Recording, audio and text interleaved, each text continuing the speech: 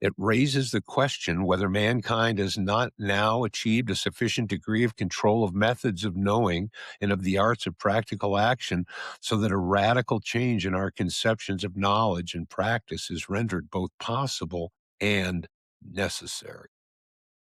That knowing, as judged from the actual procedures of scientific inquiry, has completely abandoned, in fact, the traditional separation of knowing and doing, that the experimental procedure is one that installs doing as the heart of knowing.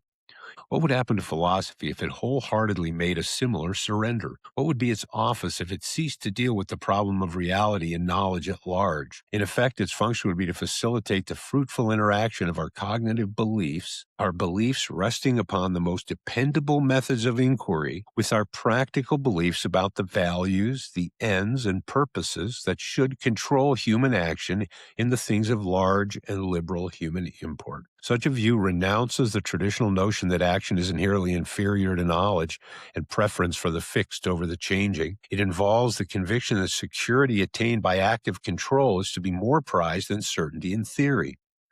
But it does not imply that action is higher and better than knowledge and practice inherently superior to thought.